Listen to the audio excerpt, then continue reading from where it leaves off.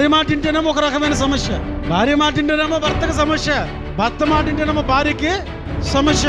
ఎవరి మాట వినాలి? అబ్రహాం ఏం చేయాలి? శారాయి మాట వినాలా? దేవుని మాట వినాలా? శారాయి ఏం చేయాలి? హాగరు మీద దృష్టి ఉంచాలా? దేవుని మీద దృష్టి ఉంచాలా? వారి జీవితంలో ఒక నిర్ణయ కాలం ఉంది. ఇక్కడ ఉన్న మనందరి జీవితాల్లో దేవుడు నిర్ణయించిన నిర్ణయ కాలాలు ఉన్నాయి. ఎందుకు తొందరపడుతున్నాం? ఎందుకు ఆగలేకపోతున్నాం?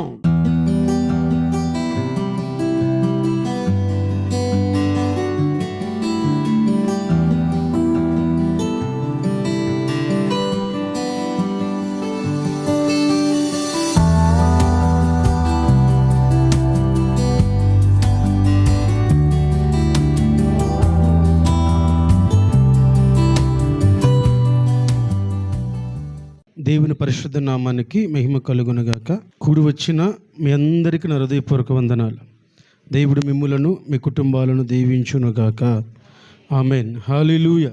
మన దైనందిన జీవితాల్లో చాలా సందర్భాల్లో కార్యాలు ఆలస్యం అవుతూ ఉంటాయి. మనం కోరుకున్నవి, అడిగినవి ఆలస్యమైపోతూ ఉంటాయి.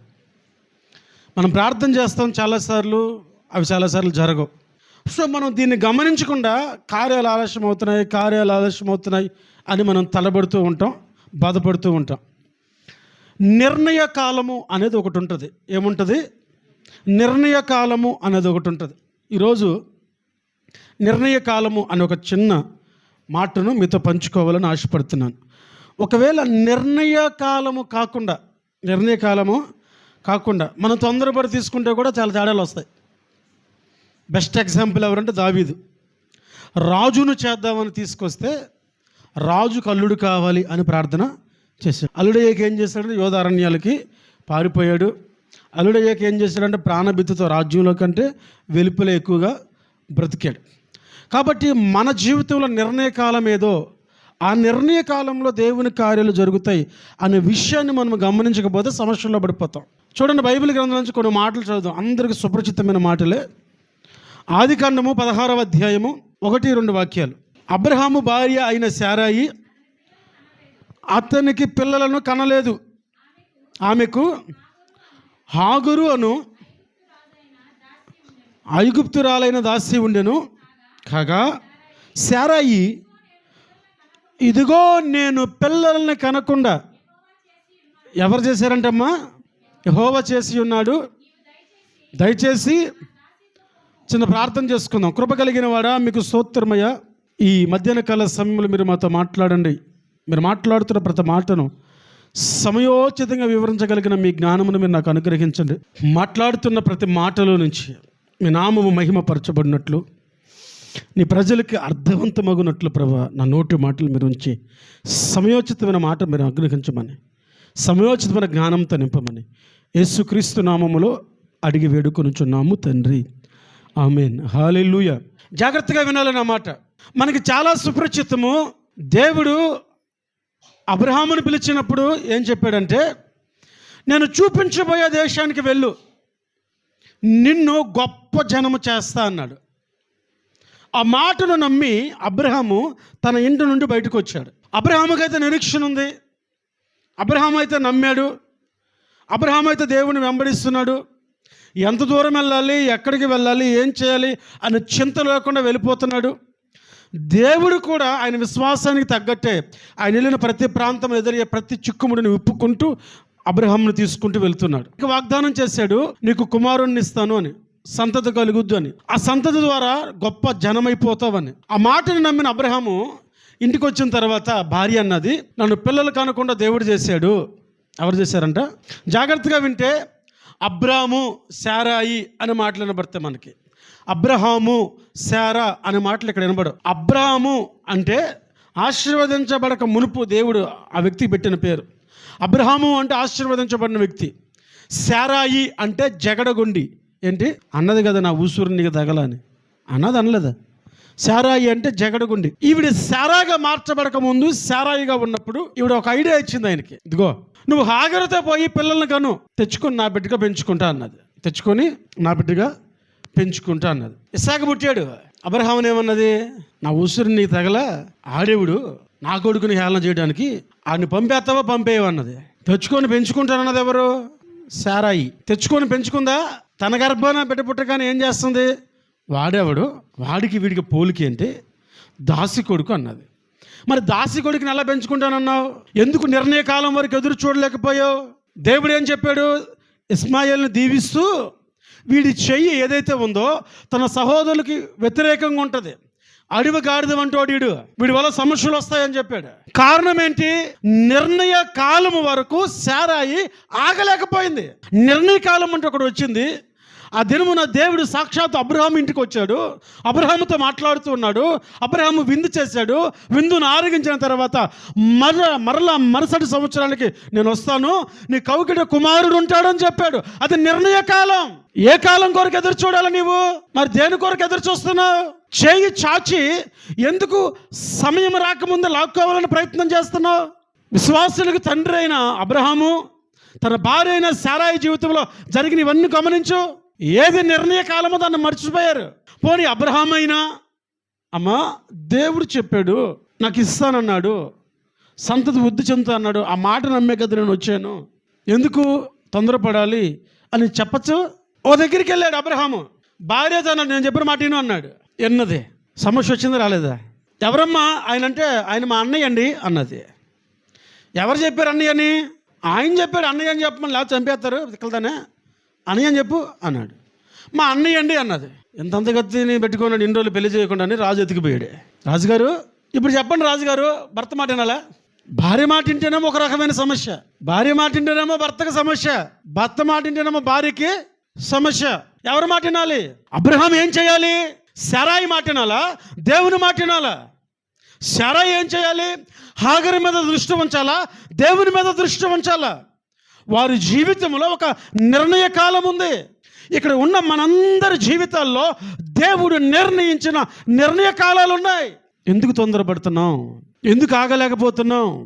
ఎందుకు ఆలస్యమని? కొందరు ఆలస్యమని ఎంచినట్లు ఆయన ఆలస్యం చేసేవాడు కాదు. మరి ఎందుకు కంగారు మనకి?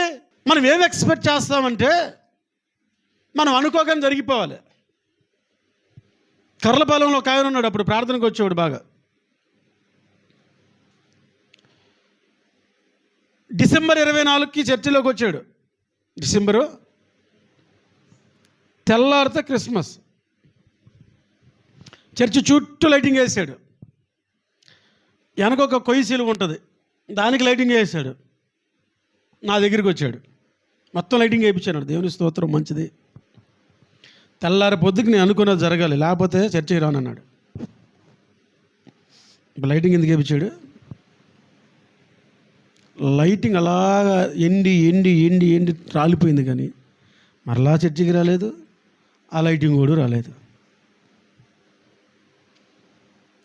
అంటే వీళ్ళు ఎదురు చూడరు, నిర్ణయ కాలం దాకా చూడరు. కానాను విందులో ద్రాక్షారసం అయిపోయింది, యేసయ్యకి తెలియదా? మరియమ్మ వచ్చేమన్నది, అయ్యా ద్రాక్షారసం అయిపోయింది, ఏదైనా కార్యం చేయన్నది. యేసుప్రభు ఏమన్నాడు? సరేమ్మా అన్నాడా? నా సమయం ఇంకను రాలేదు. You should wait for him time, not for your time. నువ్వు ఆయన సమయం కొరకు ఎదురు చూడాలి, నీ సమయంలో కాదు జరగాల్సింది. వెంటనే ఆవిడ వెళ్ళిపోతూ మనం కానీ ఆ మాట అంటే, నాతో నీకేం పని అన్నాడు అనుకో మీ పిల్లోడు 10 మందిలో నిన్ను, వాళ్ళ అమ్మేమన్నా తెలుసా? అక్కడ వాళ్ళు రబ్బాయి ఇలా రండి రబ్బాయి, ఆయన ఏం చెబుతాడు అది చేయండి అని చెప్పి వెళ్ళిపోయింది. ఆయన ఏం చెప్పాడు? ఏమున్నాయి అన్నాడు. 6 రాతి బాండ్లు ఉన్నాయి అన్నారు. 6ఏనా? పోన్లే, బైకాడ పెట్టండి అన్నాడు. పెట్టారు. నీళ్ళు తోడండి, తోడారు. లోపల పెట్టేయండి, పెట్టేశారు. ఎవరైనా ద్రాక్ష రసం అడిగితే ముంచి పోసేయి అన్నాడు. పోసేవాడికి కావాలి దమ్ము, తాగేవాడికి కదా. అవునా కదా? ఏం చెప్పాడో చేశారు అంతే. వాళ్ళు ఆయనకంటూ ఒక నిర్ణయ కాలం ఉంది. ఆ నిర్ణయ కాలంలో నీరు తాగిన ద్రాక్షారసం అయిపోద్ది. ఆయనకంటూ ఒక నిర్ణయ కాలం ఉంది. ఆ కాలంలో ఇచ్చిన జీవితాలు అద్భుతంగా ఉంటాయి. ఎలా అంటే బైబిల్లో చూడండి, 18వ అధ్యాయం 10వ వాక్యానికి రండి. అందుకైన మరలా వస్తాను, శారాకు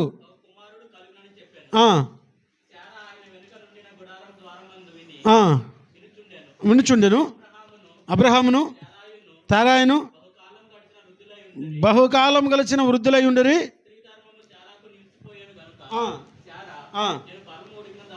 జాగ్రత్తగా మనకు తెలిసి అంతా సాక్షాత్తు దేవుడే వచ్చి చెబితే నమ్మటానికి ఇవిడికి నమ్మకం కుదరలా. ఎట్లా అంటే యెషయా ప్రవక్త వచ్చాడు. యెషయా ప్రవక్త, హిజ్కియా, దేవుడు చెప్పాడు ఈ సమయం అయిపోయింది, సర్దేసుకో చచ్చిపోతావు అన్నాడు. వెంటనే మోకరించేశాడు, గోడతో తిరిగాడు, ఏడ్చేసాడు. ఎలా బ్రతికానో, నీ దృష్టిలో ఎలా ఉన్నానో చూసుకొని ఏడ్చేసాడు. నడిశాలకు వెళ్ళేలోపు దేవుడు అన్నాడు, యెషయా 15 ఏళ్ళు ఆయుష్ ఇచ్చాను, 15 ఏళ్ళు బ్రతుకుతాడు, ఇంకా ఎల్లు చెప్పు అన్నాడు. మరలా తిరిగి వచ్చి ఆ మాట చెప్పినప్పుడు దేవుడు ఎలా చెప్పాడు, ఈ మాట కూడా అలాగే చెప్పాడు. ఆ మాట చెప్పినప్పుడు ఆయనకున్న రియాక్షన్ వేరు, ఈ మాట చెప్పినప్పుడు రియాక్షను వేరు. ప్రూఫ్ ఏంటి అని అడిగాడు. సంతకం పెట్టించుకొని స్టాంప్ వేసుకొని తీసుకెళ్ళాలి. ఇంకా దేవుడిగా సంతకం పెట్టి స్టాంప్ వేసాడు, బతుకుతావు. ప్రూఫ్ ఏంటని అడిగాడు. శారా ఇంటికి దేవుడు వచ్చి భోజనం చేసి వెళ్తూ నీ కౌకటి కుమారుడు ఉంటాడు, మరలా సంవత్సరం నేను వస్తానంటే ఏమనాలి శారా? నీకు చాలా వందనాలయ్యా, చాలా కాలం తర్వాత మమ్మల్ని కరుణించావు అనాలి. దీనికోసం ఎదురు చూస్తున్నాం ప్రభా, నీకు స్తోత్రం అయ్యా అనాలి. అనేక నిందలు అవమానాలు పడ్డానయ్యా అనాలి. ఈరోజు నాకు సంతోషం కలుగుతుందయ్యా అనాలి. ఎలా పెంచాలయ్యా అని అడగాలి. కానీ ఏం చెప్పింది? నవ్వింది. తినేవాడు తినిపోకుండా, తిన్నవాడు తినిపోకుండా ఏ మాట్లాడి వెళ్తున్నాడు అని లోపల నుండి నవ్వుకుంది. శారా నవ్వనేలా, యెహోవాకు అసాధ్యమైన ఏదైనా కలదా అన్నాడు. నేను అవ్వలేదండి అన్నది. నువ్వు నవ్వావు అంతే అన్నాడు ఆయన. నిర్ణయకాలం వచ్చింది, కొడుకు పుట్టాడు. 26వ అధ్యాయానికి రండి. ఇప్పుడు 26వ అధ్యాయము 12 నుంచి చదువు, 12 నుంచి 11 నుంచి చదువు. 11 నుంచి అబీమెలెకు ఈ మనుషుని జోలికైనను అతని భార్య జోలికైనను వెళ్ళువాడు నిశ్చయముగా మరణశిక్ష పొందునని తన ప్రజలకందరికి ఆజ్ఞాపింపగా, ఇస్సాకు ఆ దేశమందు ఉన్నవాడై విత్తనము వేసి ఆ సంవత్సరము ఎన్నంతల ఫలము? 100 ఫలము పొందెను. యెహోవా అతనిని ఆశీర్వదించెను గనుక ఆ మనుషుడు గొప్పవాడయ్యను. అతడు మిక్కిలి గొప్పవాడయ్యేంత వరకు క్రమక్రమముగా అభివృద్ధి చెందుతూ ఉండెను. ఫిలిస్తీన్లకి అసూయ కలిగింది. అబ్రహాము తవ్విన బావులు ఇస్సాకు అయితే వాడుతున్నాడో వాటన్నిటిని మన్ను పోసి పూడ్పేశారు. ఎవరికి అసూయ కలిగింది? నిర్ణయ కాలంలో వచ్చిన బిడ్డ, నిర్ణయ కాలంలో పొందుకున్న బహుమానం, నిర్ణయ కాలంలో దేవుడు అనుగ్రహించిన వ్యక్తి ఎలా ఉన్నాడంటే శత్రువు సైతము కుళ్ళుకున్నారు ఆశీర్వాదాన్ని చూసి. వాళ్ళు ఏం చేయాలి అర్థం కాక, ఆశీర్వాదాన్ని ఎలా ఆపాలో తెలియక బాయిలు పూడ్చేశారు. అప్పుడు శత్రువులు పూడ్చిన బావిలో ఈయన త్రవ్వుకుంటూ వచ్చాడు. ఆయన త్రవ్విన బావిలో జలలు గల ఓటలు పడ్డాయి. శత్రువు వచ్చి, రాయ్ బావి మాదిది అన్నాడు. పరదేశ్ కదా, భయపడి ఇచ్చేసి వెళ్ళిపోయి మరొక దగ్గర బావిని తవ్వితే అక్కడ నీళ్లు పడ్డాయి. మరలా వచ్చి ఇది కూడా మాదే అంటారు. వాళ్ళకి అర్థమైన విషయం ఏంటంటే ఇస్సాకు జలలు ఉన్న దగ్గర తవ్వడం కాదు, ఇస్సాకు తవ్విన దగ్గరికే జలలు గల ఓటలు వస్తున్నాయి. హల్లెలూయా, హల్లెలూయా. ఎవరి వ్యక్తి వాగ్దానం చేయబడి నిర్ణయ కాలంలో నిర్ణయించబడిన కుటుంబానికి అనుగ్రహించబడిన వ్యక్తి. మరి మనం ఎందుకు నిర్ణయకాలం దాకా ఎదురు చూడలేకపోతున్నాం? మనం ఎందుకు నిర్ణయకాలాలకి ఎదురు చూడలేక ఆగిపోతున్నాం? మన పరిస్థితి ఏంటి? మరి దేవుణ్ణి అడగడం తప్పు కాదు, అన్ని ప్రాధాయపడటం తప్పు కాదు, గోజారటం తప్పు కాదు. ఎందుకంటే ఒక స్త్రీ వచ్చి నా కుమార్తె సావసిద్ధం అయిపోయింది ప్రభా, చచ్చిపోయేలాగుంది, బాగు చేయమంటే ఆయన ఆ కానాని స్త్రీతో మాట్లాడుతున్నప్పుడు సంభాషణ మనకు తెలుసు. ఆవిడ ఏ స్థాయికి తగ్గించుకున్నా గోజారటం మాత్రం మానల. గోజారటం తప్పు కాదు. అయితే నిర్ణయకాలం, నువ్వు క్రైస్తవుడు అయి ఉండి క్రైస్తవ జీవితాన్ని జీవిస్తుండి విశ్వాసంలో ఎదిగిన వ్యక్తి అయ్యండి, నిర్ణయకాలం వరకు ఎదురు చూడలేకపోతే ఎలా? నిర్ణయకాలం వరకు ఎదురు చూడలేక మధ్యలో తెచ్చుకుంటే సమస్యలు వస్తాయి. దేవుడు నిర్ణయించని వ్యక్తిని, దేవుడు నిర్ణయ కాలంలో లేని ఆశీర్వాదాన్ని తెచ్చి తన జీవితంలో ఇమిట్ చేసుకోవాలి అని చూడడం ఈరోజు సమస్యకి సంకేతకంగా అయిపోయింది. వెయిట్ చేయ నిర్ణయకాలం వరకు, ఎదురు చూడు నిర్ణయకాలం వరకు, తొందరపడకు, నిర్ణయకాలం వరకు ఎదురు చూడ. లేకపోతే అది దేవుని చిత్తమో కాదు అడుగు. దేవుని చిత్తం కాకపోతే వదిలేయి. దేవుని చిత్తానికి మించింది మన జీవితంలో అవసరం అంటారా? అహాబు ఉన్నాడు, ఎవరిని వివాహం చేసుకున్నాడు? యెజబెల్ని చేసుకున్నాడు. అవసరం అంటారా? ఏం చేసింది? ఓ ప్రక్క నుంచి ప్రవక్తలందరిని చంపేస్తా వస్తుంది, పిల్లానికి ఎదురు చెప్పలేడు. ఒక అనామకుని చంపడానికి రాజముద్రను వాడుకొని ఒక అనామకుని నిర్దోషిని చంపేపించింది ఈవిడ, ముద్రనిచ్చింది ఆయన. చచ్చిపోయింది ఎవరు? నాబోతు. దానికి ప్రతీకారంగా చచ్చిపోయింది ఎవరు? ఆహాబు. దేవుని శిక్షకి మొట్టమొదటి కారకులు ఎవరు? ఉంగరం ఇచ్చినాడు. నిర్ణయ కాలం వరకు ఎదురు చూడు. ఒక మాట చూడండి బైబిల్ గ్రంథంలో నుంచి, ఆదికాండము 30వ అధ్యాయము 1-2 వాక్యాలు. అతడు, నేను నీకు గర్భఫలము ఇయ్యకుండా నా దేవునికి ప్రతిగా ఉన్నానా? అబ్బా, సారాయి దగ్గర నుంచి ఇది ఒక ట్రెడిషన్ అనుకుంటా. సారాయి దగ్గర నుంచి ట్రెడిషన్ అనుకుంటా.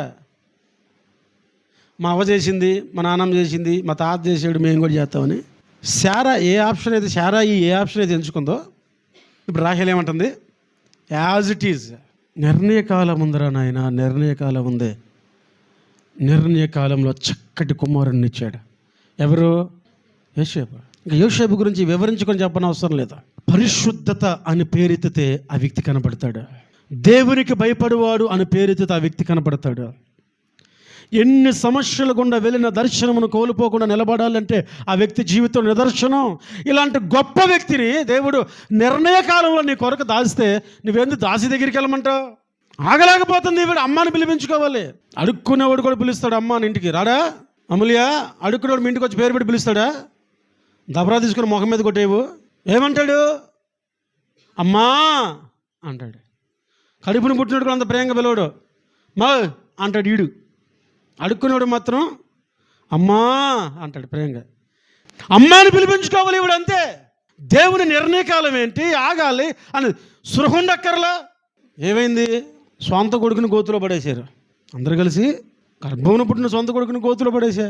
నిర్ణయకాలం వరకు ఆ నిర్ణయకాలంలో ఇచ్చిన కుమారుడు తండ్రిని పోషించే స్థాయికి వెళ్ళాడు, సంతతిని పోషించే స్థాయికి వెళ్ళాడు, తన జనాంగాన్ని కాపాడుకునే స్థాయికి వెళ్ళాడు. ఏ కోశాన దేవుడు చూసిన పరిశుద్ధత కోల్పోయిన వ్యక్తిగా బ్రతికాడు. దిగంబరత్వాన్ని ఇష్టపడ్డాడు, కానీ పరిశుద్ధతను కోల్పోయి బ్రతికినతడు ఇష్టపడలే. నిర్ణయ కాలాలు ఉన్నాయి. ఆ నిర్ణయ కాలంలో దేవుడు ఇస్తాడు. వెయిట్ చేయి. ఏం చేయాలి? ఎదురు చూడు. వెనక్కి చూస్తే అయిపోయింది ఉప్పు స్తంభమే. ఎదరకే చూడు. వెనక్కి చూస్తే ఏమైపోద్ది? ఉప్పు స్తంభమే. మరొక వ్యక్తిని గుర్తు చేస్తా. మరొక వ్యక్తి 1 సమూయేలు గ్రంథము 1వ అధ్యాయము 10వ వాక్యం. బహు దుఃఖాక్రాంతురాలై వచ్చి యెహోవా సన్నిధిని ప్రార్థన చేయుచు బహుగా 7-8 వాక్యాలు. ఎల్కానా ఏ రీతిగా? పిల్లలు పుట్టలేదని 200 ఇచ్చేస్తున్నాడు. ఇది ఇంకా నరకం తెలుసా? పిల్లలు ఉన్న వాళ్ళకి 10 పట్లాలు పంపించి, పిల్లలు లేని దానికి 20 పట్లాలు పంపిస్తే ఏం చేసుకుంటుంది? ఆ పట్లాలు చూసినప్పుడు ఏడుస్తుంది. పిల్లలుంటే తినేసును, పిల్లలుంటే మిగలకపోవును, పిల్లలుంటే అది తిన్ను, పిల్లలుంటే ఇది పెడుదును అని చూసినప్పుడు ఆడతామే కదా. అవునా కదా? అదే పిల్లలు ఉన్న దానికి ఇస్తే లాగిచ్చేసేవాళ్ళే. ఈ పట్లాలు చూసినప్పుడు నీకు ఏడుపు ఎక్కువ అవుతుందా తక్కువ అవుతుందా? నువ్వు ఇచ్చే 200 ఆశీర్వాదం ఏం చేసుకుంటుంది? నాన్న నీకు చాలా పట్లాలు ఇచ్చాడు కదా, నాకు టీవీ తింటాను అన్నాడు అనుకో, నా కడుపును పుట్టిన బిడ్డ ఉండే తినకపోయాడా? ఆడికి పట్టాలు తెస్తుంది. అబ్రహాం ఏమన్నాడు? దేవుడైన యెహోవా నువ్వు నాకు ఎంత ఇచ్చినా ఏం మేలు? ఎలియాజరే కదా దానికి వారసుడు, ఎంత సంపాదిస్తే ఏంటి అంటాడు. ఇప్పుడు నువ్వు 200 ఇచ్చావు, ఏం సుఖం నాయన? ఆ 200 ఆ ఒకంత 300 కలిసి పెన్నెనకు పుట్టిన వాళ్ళు తినేస్తున్నారు. అది ఇంకా నొప్పి అయిపోయింది. ఇంక ఇది చాలదనుకుంటూ పెనన్న బహుగా విసికించేదంట. ఎప్పుడంటే దేవుని ఆలయానికి వచ్చినప్పుడే విసికించేదంట. ప్రార్థనకు వచ్చినప్పుడే గొడవలు, ప్రార్థనకు రెడీ అయినప్పుడే సమస్యలు, ప్రార్థనకు వెళ్దాం అనుకున్నప్పుడే లేనిపోయి. ఇక్కడికి వచ్చి కూర్చున్నా కానీ మా మొహం మాడిపోయి ఉంటాయి. ఎందుకు? కోపం చూపించేది అయితే పాస్టర్ మీద, లేకపోతే దేవుడి మీద. అంతే కదా? కోపం చూపించేది అయితే పాస్టర్ మీద, లేకపోతే దేవుడి మీదే. ఇంటికాడ ఉన్న గొడవలు మొత్తం ప్రతీకారం ఇక్కడే. పొరపాటు నీళ్ళు కానీ ప్రార్థన ఎత్తుకున్నారు అనుకో, అర్థమైపోద్ది ఈజీగా మనకి. పొరపాటున ప్రార్థన ఎత్తుకుంటే ఎందుకు లోపల ఉంచుకోలేరు, వీళ్ళు బయట చేస్తారు. హల్లెలూయా. ఎలియాజర్ పాస్టర్ గారు అంటూ ఉండేవాళ్ళు, పాస్టర్ గారికి మగతిస్తే పాస్టర్ గారికి వాక్యం చెప్పేటప్పుడు అవకాశం వస్తుంది, వాక్యంలో వేసేసుకుంటాడంట విశ్వాసాలని. వాళ్ళకి ప్రార్థన సమీపిస్తారంటే మా పాస్టర్ కొద్దిగా బుద్ధి అయ్యా అని ప్రార్థన చేస్తాను. అంటే ఇటు బుద్ధి లేనోడు ఏం పడితే ధన్యత్నాడు మమ్మల్ని అని ప్రార్థనలో చూసుకుంటారంట వాళ్ళు. ఏమని? మా భాషకు బుద్ధి అయ్యా, జ్ఞానం అయ్యా, తెలివి అయ్యా, అవి లేనోడు ఈడని. పాస్టర్ గారికి మైకు మైకులో వేసుకున్నాడంట. అవకాశాలు ఇంక ఏం చేస్తాం, ఏం అర్థం కాదు. మొత్తానికి దేవునితో ఒక ఒడంబడిక చేసుకుంది. నాకు కుమారుని అయ్యా, నాకు ఒక బిడ్డని అయ్యా, నాకు ఒక బిడ్డని ఇచ్చావంటే వాడిని దగ్గరికి వచ్చి మరలా నీకే సమర్పిస్తాను. ఎలాంటి వాడిని ఇచ్చాడంటే ఆయన ఇక్కడే ఉంటాడు. ఎవరు? సమూయేలు ఇక్కడే ఉంటాడు. సమూయేలు నోటు మాట స్థిరపడుతుంది అనే విషయము దాను నుండి బెర్షెబా వరకు వెళ్ళిపోయింది. ఎంతగా వెళ్ళిపోయిందంటే సమూయేలు వస్తుంటే దైవజనుడా క్షేమంగానే వస్తున్నావా అని గ్రామ పెద్దలు సాష్టాంగపడి నమస్కరించే స్థాయికి వెళ్ళిపోయాడు. ఒక అనామకుడు. నిర్ణయ కాలం ఉంది. చాలామంది నిర్ణయ కాలాల్లో పొందుకొని కూడా శాంసోన్ లాగా పెంచుతున్నారు. శాంసోన్ గురించి తెలుసుగా, వివరించిన అవసరం లేదు. శాంసోన్ ఏం చేసినా దేవుని ప్రజల కోసం పోరాడడానికి పుట్టాడు కదా, దేవుని చిత్తమేమోలే అని వదిలేశారు శాంసోన్ని. మీరు జాగ్రత్తగా చదవండి శాంసోన్ స్టోరీ న్యాయాధిపతి గ్రంథంలో. తిమ్నాత్ పట్టణం వెళ్ళాడు. అరే బాబు, మనం అమ్మాయిని చేసుకోకూడదు, అన్యురాలు రా, తప్పురా, దేవుని నమ్ముకున్న వ్యక్తి కదరంటే నాకు నచ్చింది నేను చేసుకుంటా. స్వయంవరంకి వెళ్ళా, 1000 మనకు లుక్కు సమ విసిరేసా అన్నాడు. వీడితో మనకెందుకు రాదు, మన మీద వేసిన చేస్తాడు.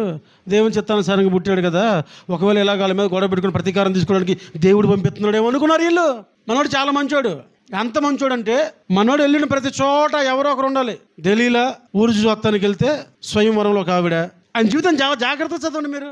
వేశ్యను చూసి ఆవిడ దగ్గర చేరిపోయాడు. ఈ మాట చాలా స్పష్టంగా రాస్తాడు. తర్వాత తెలియనాడు మోహించాడు. మళ్ళీ మరి ఎంత బలాఢ్యుడివి, దేవుని శక్తి ఉన్నవాడివి, దేవుని కృప ఉన్నవాడివి, దేవుడే తన ప్రజలు విమోచించడానికి తీసుకొచ్చాడు. ఏంద్రబాబు ఈ పరిస్థితి అంటే దేవుడు తీసుకొచ్చాడు కదండి, దేవుడు పెట్టి కదండి, ఆడ ఇష్టం అని వదిలేశారు వీళ్ళు. కళ్ళు పీకి ఏ కళ్ళైతే ఇష్టంగా స్త్రీల మీదకి వెళ్ళాయో, ఏ కళ్ళైతే సాతాను వాడుకున్నాడో ఫస్ట్ శత్రువుకు దొరకంగానే ముందేం చేశారు, ఆ కళ్ళు బయటికి లాగేశారు. ఇంకా దీంతో పని అయిపోయిందిరా మాకు అని కళ్ళు బయటికి లాగేశారు. దేవుడు నిర్ణయ కాలంలో మనకిచ్చే చాలా అద్భుతమైన దీవెనలు ఉన్నాయి. అయితే నిర్ణయ కాలంలో పొందుకున్న వాటిని కూడా మనం సరిగా ఉపయోగించలేకపోతే దానికంటే ఎక్కువ నష్టాన్ని తెచ్చుకుంటాం. కార్యం జరగట్లేదని బాధపడకు, ఇంకా ఎప్పుడు జరిగిద్దో అని నిరుత్సాహపడకు, ఇంకా జరగదేమో అనుకోకు. నిర్ణయ కాలం ఒకటి ఉంది. ఏముంది? నిర్ణయ కాలం. ఒక ఆవిడ ఉంది, మంచి వృద్ధాప్యంలో గర్భవతి అయింది. చెప్పుకోవడానికి సిగ్గేసి 6 నెలలు ఇంట్లో ఉంది. వయసులో రాకపోతేనేమో బాధ, వయసు దాడి వచ్చేస్తేనేమో సిగ్గు. ఈమె సిగ్గుకు బయటికి రాలేక దాక్కుంది 6 నెలల్లో. అప్పుడు గాబ్రియేలు దూత మరీతో మాట్లాడుతుంటాడు, నీ బంధువురాలైన ఎలిజబెత్ గర్భవతి 6 నెలల్లో, ఆవిడ ఏందో లోపలికి వెళ్ళి చూసుకోపో అని చెప్తాను. అంటే ఆ గర్భంలో నుంచి రావాల్సిన బిడ్డకు ఒక నిర్ణయ కాలం ఉంది. యేసు ప్రభువారు భూమి మీదకి వచ్చి 6 నెలల ముందే రావాలి. 6 నెలల ముందు మార్గాన్ని సిద్ధపరచాలి. ఇవన్నీ జరగాలంటే ఒక వ్యక్తిని వాడుకున్నాడు. ఆ వ్యక్తి నిర్ణయ కాలం వరకు ఆగాలి. దేవుని కార్యాలు నీ జీవితంలో జరగాలంటే నిర్ణయ కాలం వరకు నువ్వు ఆగాలి. అంతే, ఆగకుండా ఏమి కార్యాలు జరగవు. వెయిట్ చేయి. ఒకవేళ దేవుని చిత్తం కాకపోతే వదిలేయి. దేవుని చిత్తం అయితే వెయిట్ చేయి. అబ్బాయి లేదండి అయిపోవాలి అంటే నేను అనుకుంటే అయిపోద్ది. ఏమైపోద్ది? మంచం మీద లేపుకెళ్ళిపోయారు దావీదుని. అలా ఆవిడ మంచిది కాబట్టి దాబెట్టేసి, మీకాలు మంచిది కాబట్టి మీకాలు కూడా సౌల్లాగా ఆలోచించుంటే దావీదు ఎప్పుడు వెళ్ళిపోయాడు. ఆ భాష అర్థమవుతుందా? ప్రతి జీవితంలో నిర్ణయ కాలము ఉంది. ఆ నిర్ణయ కాలం వరకు మనం ఏం చేయాలి? ఆగాలి. ఆ నిర్ణయ కాలం వరకు మనం ఆగకపోతే సమస్యలు తలెత్తుతాయి. శారాయి ఆగలేకపోయింది, రాహేలు ఆగలేకపోయింది, హన్నా వెయిట్ చేసింది, ఎలిజబెత్ వెయిట్ చేసింది, మనోహ వీళ్ళు వెయిట్ చేశారు. కానీ ఇచ్చిన దాన్ని సరిగా వాళ్ళు ఉపయోగించుకోలేకపోయారు, పెంచలేకపోయారు. దయచేసి జాగ్రత్తగా నా మాటలు అర్థం చేసుకోండి. మీ గర్భమును పుట్టిన ప్రతి బిడ్డ వాళ్ళు నిర్ణయ కాలంలో దేవుని చేత అనుగ్రహించబడిన వ్యక్తులు. మీ గర్భవాసమును పుట్టిన స్త్రీ కానీ పురుషుడు కానీ ఏ ఉద్దేశం లేకుండా దేవుడు భూమి మీదకి పంపలేదు. దేవుడు నిస్సహాయంగా భూమి మీదకి పంపిన వ్యక్తి ఎవ్వరూ లేరు. ఇస్కరియోతు యోధా కూడా ఒక పర్పస్ మీద వచ్చాడు. మరి అలాంటప్పుడు మనల్ని పర్పస్ లేకుండా దేవుడి భూమి మీదకి పంపిస్తాడు.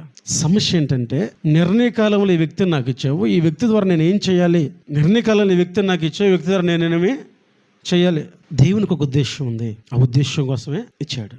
మన గర్భమున పుట్టిన ప్రతి బిడ్డ పట్ల దేవునికి ఒక ఉద్దేశము ఉంది. అందుకే నిర్ణయ కాలం వరకు ఆగి మరీ చేశాడు ఆ కార్యం. దాన్ని నువ్వు ఎలా రియాక్ట్ అవుతావో, ఎలా పెంచుతావో, ఎలా పోషిస్తావో, ఎలా సరిదిద్దుతావో, వారి జీవితాన్ని ఎలా కడతావో నీ విజ్ఞత రేపు విమర్శ దినమున, తీర్పు దినమున దేవునితో నువ్వు లెక్కప్ప చెప్పాలి. ప్రకటన గ్రంథంలో మాట్లాడుతున్నప్పుడు ఒక మాట అంటాడు, ఎవరికి తెలియని క్రొత్త పేరు, నిర్ణయ కాలం వరకు ఎదురు చూడు. దేని వరకు? నిర్ణయ కాలం. ఒక ఉద్దేశం ఉంది. మరి మనకి పర్పస్ లేదంటారా?